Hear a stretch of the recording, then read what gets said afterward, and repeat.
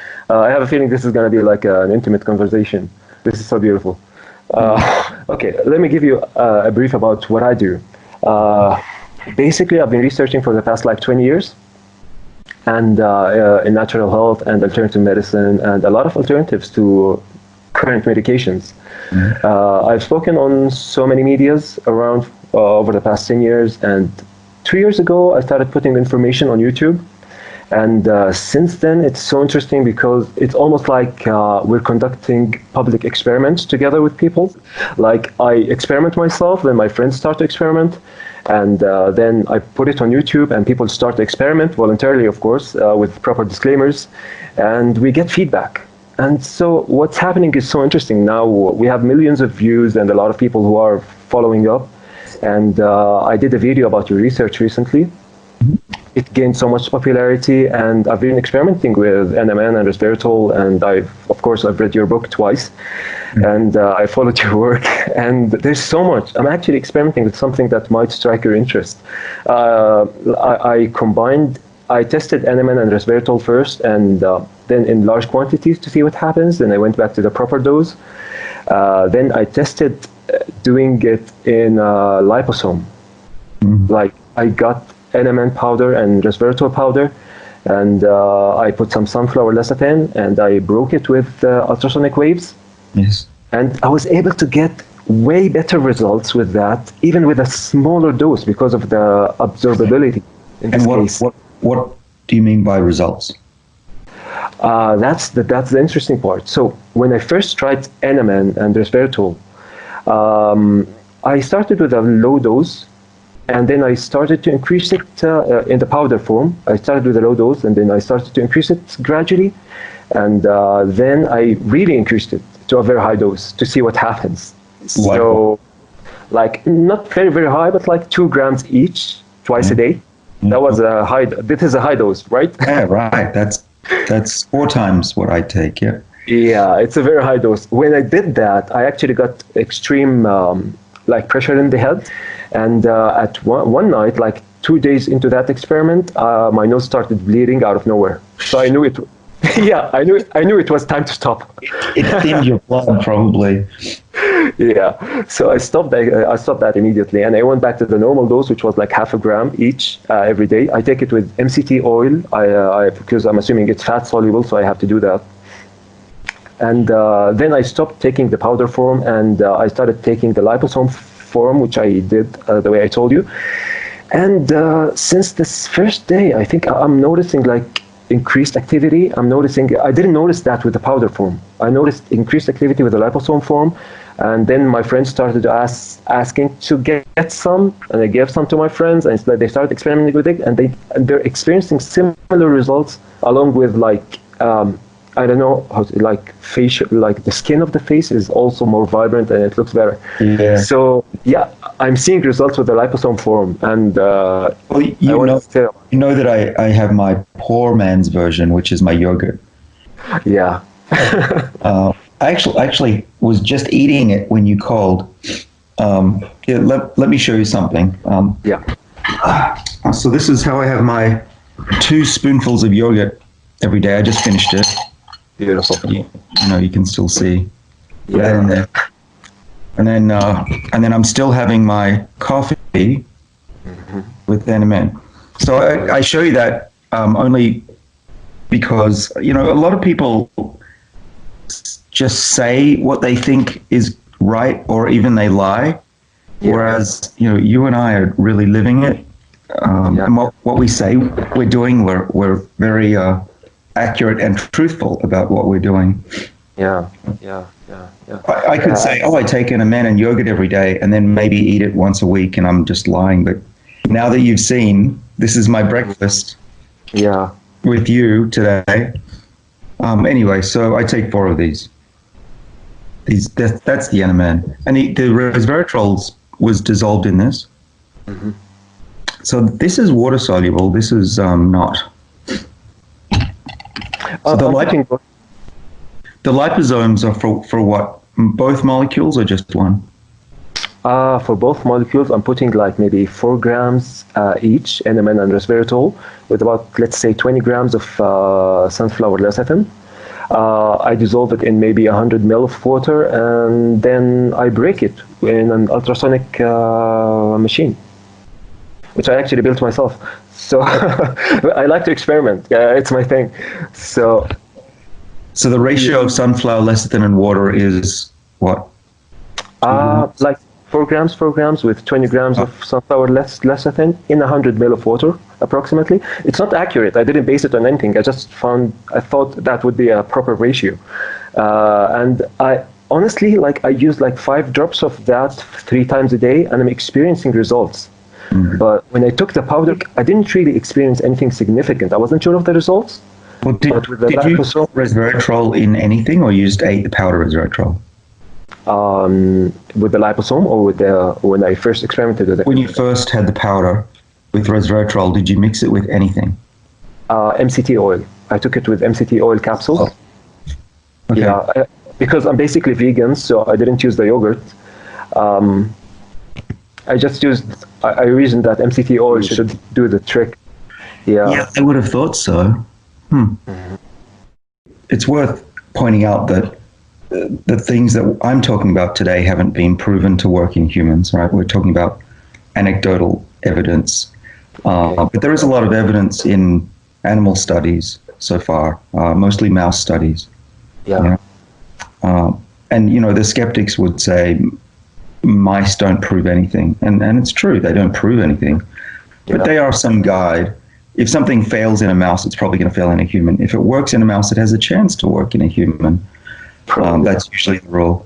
And so, we've been doing human studies more recently on NAD boosters, a relative of NMN. It's called MIB626. And it is, there's no safety issue so far.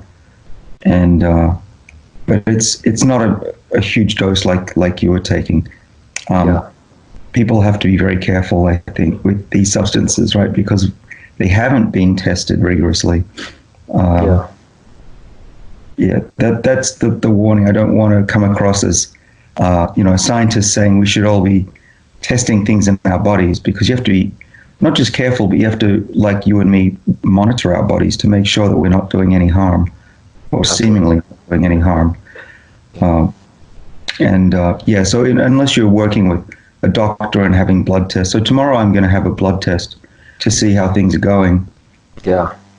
And, if I did see changes in liver enzymes, which might show some toxicity, I would immediately stop. But so far I haven't seen any issues. Makes perfect sense, of course. Yeah. I've done some very interesting things over the past. It seems like unintentionally I've activated 2 of the 3 aging pathways. I'll deactivate it, let's say. So basically I eat 0 sugars and 0 carbs, and completely no carbs, nothing that raises the blood sugar in any way. As in, if I eat 1 piece of cashew, I would feel it for the next 3 days. So I'm completely I'm fueled completely by fat, seeds and nuts. I'm vegan, so I'm like a vegan keto guy. Don't ask me how it's going, but I eat 0 carbs, nothing that raises blood sugar in any way, and I've been doing this for the past 7 years. And you have a patch, you monitor yourself, so you know? The interesting thing is that I have 5.5% body fat, and I play sports every day, martial arts. I'm very active, and my blood sugar in the morning is around 85 to 90. So, and I've been doing this for the past 7 years. So this proves everything you're doing experimentally, I suppose. So I'm activating the aging pathways, the insulin pathway and the mTOR pathway. I'm deactivating them. I don't know. It's just this is what experimentation took me. This is the path. I didn't read it in any book. This is just how I felt comfortable going through the years, and this is what I ended up with.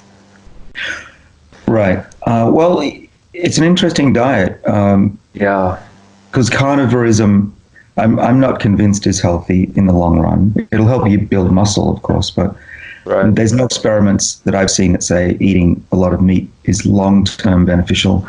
And also, like you said, if you eat carbs, I don't like carbs at all. I think based on the evidence that keeping blood sugar steady and low is good, as long as you don't feel affected in your daily life or faint. And I've actually gone to to get one of these glucose monitors that you stick in your arm, and it shocked me what the foods I was eating did to my blood sugar. Just a few bites of sushi with rice shot it through the roof. Absolutely. And then I also found that my body produces sugar in the morning naturally, and I don't need breakfast. I'm totally fine. And in fact, if I eat a big breakfast, I feel sick, and it's probably because my body is an early glucose producer. Some people are different. Some people feel faint in the morning. They need food to get going, and sometimes they're doing a big workout, which I cannot do in the morning. So the point here is everybody is different, and you need to pay attention to your body and work with it.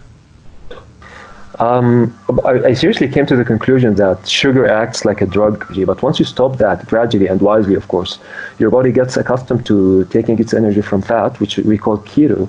And then if I eat, I can't eat onions anymore. I can't eat carrots anymore, because once I eat it, I'm bothered by it. It's like my body switches back to taking simple glucose, and it doesn't want that. It's happy taking it from flax seeds and nuts and veggies and seaweeds and like similar stuff.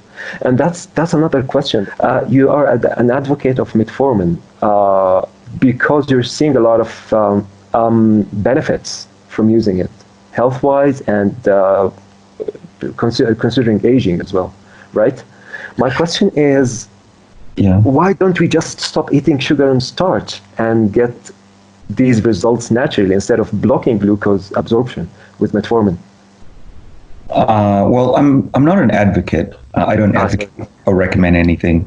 But I do speak about the science, and I've read many papers on this topic.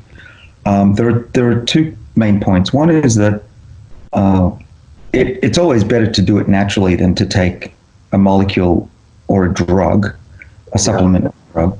So you're right about that. But where I think it's important to discuss is the point that metformin seems to do more than just lower blood sugar. We don't know how metformin works. It seems to work both on the muscle, on the fat, and even on the microbiome. So it's quite possible that just keeping low glucose isn't sufficient to mimic metformin. I don't know if the kind of diet you're taking, if it was tested on 100,000 people, would also, like metformin, reduce cancer, heart disease, frailty, and Alzheimer's. So, I'm always driven by the data, and 100,000 people in a publication will always override logic and anecdote. I get it.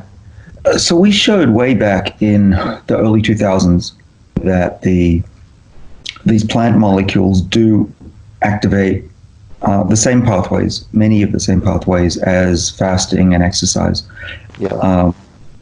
And that was a revelation. That was surprising to people. Now we take it for granted that you can trigger fasting without fasting using molecules from plants. So I do believe that if I take, or when I take resveratrol in the morning, it will activate SIRT1.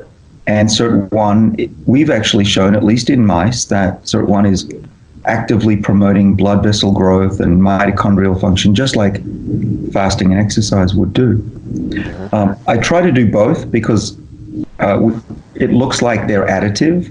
If we give resveratrol to mice that only eat every second day, those are the ones that live the longest. So combining fasting and or exercise with these molecules, I think, is the best solution. I think of the longevity pathways as a piano, and you can't just smash one key or smash with your fist and hope it plays beautiful music.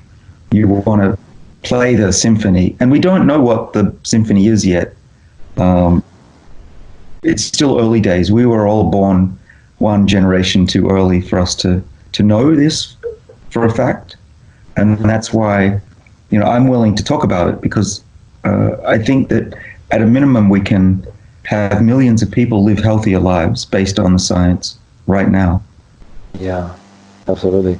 Do you think there's a possibility that this could be similar to taking a shortcut? As in, for example, when someone lifts weights and takes a steroid, can it be similar to that? Like taking steroids is very bad on the long run. It's like taking a shortcut. So is there, I don't want to say I don't think so, because this is just based on logic, but do you think that there might be a similar effect, like it's a shortcut instead of doing the real deal? No. The main reason is that you mentioned bodybuilding and say taking growth hormone or testosterone. Yeah. So the body has two states. There's the body building and then the body protection. Okay. Right. And usually you can't do both. And we're seeing that if you take metformin or you take resveratrol, there are slight reductions in your responses to endurance exercise and in weightlifting. Okay, so it's not the same. But I'm trying to get both. Okay, so I lift weights, even though you probably can't tell. It's only once a week, and I take the molecules that I think are mimicking adversity, so the body turns on its longevity defenses. And that way, I think I'm not losing body mass, and I'm doing a lot of hip hinge exercises to make sure I'm not going to fall over when I get older. But I'm also taking these molecules that will tell my body that times are tough. Yeah. And so that they seem to they don't work beautifully well together. The bodybuilding and then the body protection. That's the one downside, and it's actually something we haven't figured out yet fully. And so one of the solutions that I've proposed, its potential solution, is to, when you want to build up muscle mass, you don't take metformin on those days. Yeah. And if you go for a run, don't take resveratrol the day before and during. Now, that works for me because I don't run more than once a week or twice a week. But what about athletes? What do they do? That's a real problem. Yeah, absolutely. And I hope it's not true, but it might be that an athlete cannot get the benefits that people who take these molecules and run less frequently get. It's a choice. Maybe athlete longevity, incompatible. And I mean an athlete that's lifting weights. I don't mean someone who does it, well thought out exercise. Yeah. I haven't looked at the longevity of bodybuilders, but my suspicion is it's not great. Very interesting. Okay, so obviously, I'm not afraid of this, or else I wouldn't be taking it. But what do you think about the research that suggests these molecules can accelerate cancer and similar diseases? Well, so the scientist answer is we don't know. But let me tell you what we do know. We know that from my lab, in 2 mouse models of cancer, one was breast cancer, one was liver cancer. Yeah. And this was done in the lab that's co-run by Lindsay Wu down at Sydney, that NMN did not accelerate any cancer in those 2 models. In fact, in the breast cancer model, it actually slowed the growth of cancer. Okay. So in my hands, we haven't seen any evidence for it. We've fed NMN to mice for many, many months. I think, actually, we fed it for them for the whole lifespan, and there was no increased spontaneous cancer. Yeah. Okay. So where does this idea come from? There are 2 reasons to question the possibility of cancer. Again, they're in mice. So one comes from a study that we showed that NMN boosts blood vessel formation. Okay. So we didn't look in cancer, but we looked in muscle. And when you give NMN to a mouse, an old mouse, it will have more blood vessels, and it will have better blood flow. And we also published with another group that the brain gets better blood flow as well. Okay. Which is all good for aging, It may not be good for cancer. If you have a big tumor that needs blood flow, I would be cautious, very cautious actually, that NMN or maybe resveratrol, I'm not sure about resveratrol, it hasn't been studied. But so that's one concern. If I had a big tumor, I probably wouldn't take NMN just to be safe. Okay. And then the second thing was there was a study that came out of Washington University in St. Louis. And what they showed in this study was that if you took a brain cancer cell line and you knocked down NAD levels, so you got rid of the enzyme that makes NAD. Okay. Now those cells didn't grow very well, and they didn't make, it was a glioblastoma in the brain.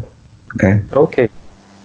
All right, so what does that prove? Well, it proves that cells need NAD to survive, to grow well. We knew that 100 years ago. That's not a surprise. Yeah. But the experiment that they needed to do was to increase NAD and show if that causes cancer, which they didn't show. They didn't test that. Yeah. And what happened was the publicity department at the university wrote a press release that says that this work shows that NAD can cause cancer, which is not what they showed. And it went all over the internet, unfortunately, which is a misinterpretation of that data. Good to know. Right. So basically, in simple language, if you take 4 wheels off a car, it won't drive. But if you put 6 wheels on a car, will it go 6 times faster? No. Well, or, put 8 wheels on a car, will it go twice as fast? No, it won't. So you cannot interpret an experiment that goes one direction and say, oh, if you do the opposite will happen. Yeah. So that's why I continue to take NMN. I haven't seen anything that concerns me.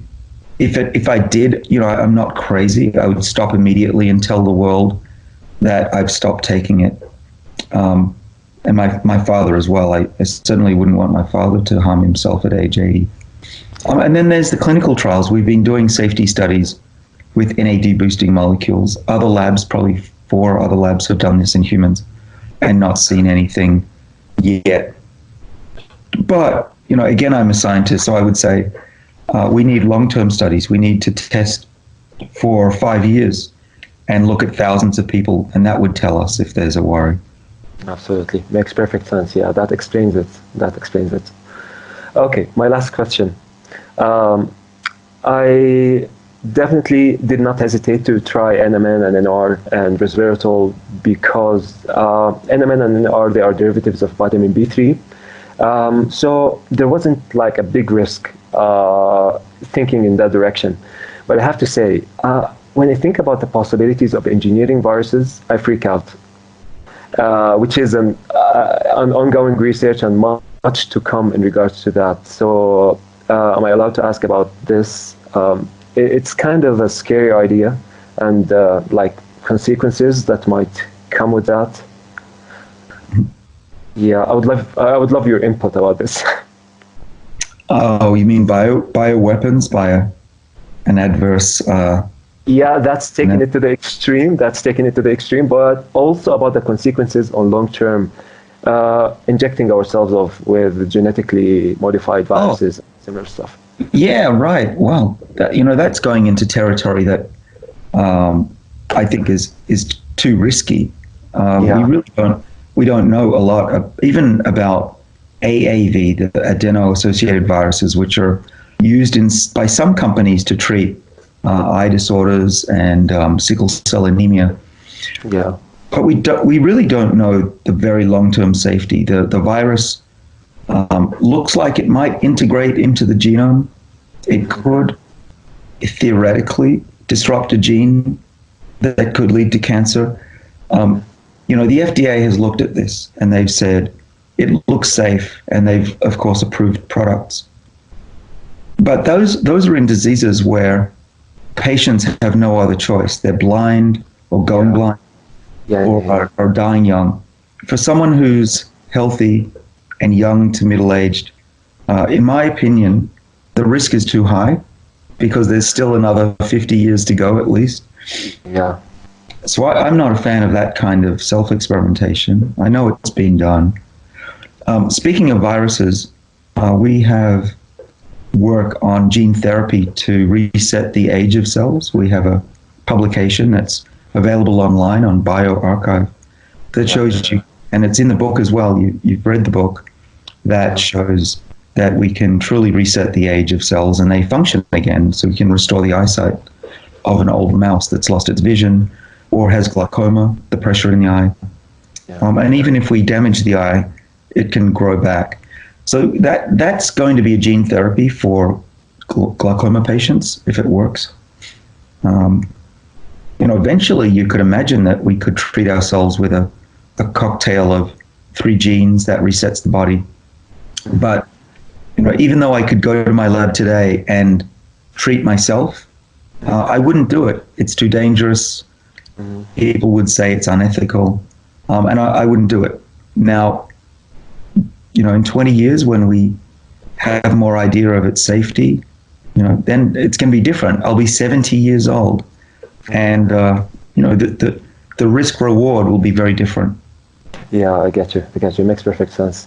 I don't want to take more of your time, but if you have anything you want to say about the latest updates of your research, please do. Yeah, well, there are a few things. One is that someone recently discovered that oleic acid, which is monounsaturated free fatty acid, which is produced when we're hungry by breakdown of fat, it activates SIRT1 exactly at the molecular level how resveratrol works. Interesting. And so we made a mouse and cells that SIRT1 cannot be activated. And we know that resveratrol doesn't work in those cells and in that mouse.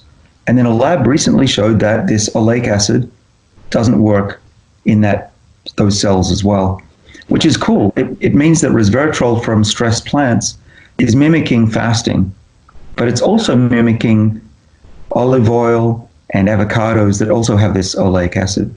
So I'm increasingly eating olive oil, walnuts, and avocados that have this compound. And actually, it's very potent. I think it's about 10 times more potent than resveratrol, maybe 100 actually. Interesting. Is it present in flax oil? I'm not sure about that. I'm not sure either. You should check. I will definitely do. I'll definitely do. I don't take olive oil because it raises the blood sugar. So if I eat olive oil, I can feel the blood sugar spike. I became so sensitive to this, so I'm careful what I eat. Yep, you have 20% are MUFAs, monounsaturated fatty acids, and it's mainly oleic acid. And so flax? You're getting flax has oleic acid quite a lot. That's beautiful. Definitely a better choice for me. Yeah. Well, so I think this is a good explanation for why these foods are found in populations that are healthier and why these foods are healthy, because no one knew why these oils are so healthy, and now we have a good explanation. So that's one thing that you should know. The other is we published a paper with my Australian team. Lindsay Wu led this again down in Sydney, and the paper came out yesterday in Cell Reports, and it's a paper that shows that fertility can be reversed in mice. Infertility can be reversed. So we've got old mice that are 16 months old, like a 50, 60-year-old in our age, that can now have very good-looking eggs and produce healthy offspring. And we traced this to one of the genes we love called SIRT2, one of the sirtuin genes. And if you give NMN to old mice, they become fertile again. So that came out yesterday. You can check that out. It's now available online. I tweeted about it on David A. Sinclair. And then what's the third thing that's interesting? Oh, the reprogramming work, resetting the body's clock. I think that's the biggest discovery that I've made in my career so far. We're revising that paper for one of the big journals, and I'm hoping it'll come out in the next 6 months, hopefully sooner. And that's the beginning of a revolution in aging research. Because what we're talking about mainly today is slowing down aging and reversing little aspects of it. This is talking about truly resetting the clock permanently, if it works. Permanently. Well, okay, let me rephrase. So the reset should work one time. Right? We do the reset, and if it's true that the epigenome is reset, the clock is reset, then you truly should go back in age, not just looking like you're younger, but actually being younger. Now, of course, you don't stay young forever. You'll still age again. But the idea would be that you can reset the body every 5-10 years, or in a mouse every 5 months, and keep doing it. So we have succeeded in resetting the eye of a mouse completely once. Now, we don't know if you can do it twice, so we can do it 100 times. That's what we're working on. So the information in the DNA is still there, but we just tell the cell how to read it correctly. Like bringing in a new pianist who was making mistakes on the piano, we can now get a new pianist, and now the cell will play the beautiful music again and turn on the right genes at the right time. Yeah, correct. Dr. Sinclair, I can't take more of your time. This is such a great honor to be speaking to you. Well, thanks, Mohammed. It's great to talk to you. All right, dear. So honored, and thank you so much for your time. All right. Bye, Mohammed. See you. You too. Bye-bye. Take care. Bye.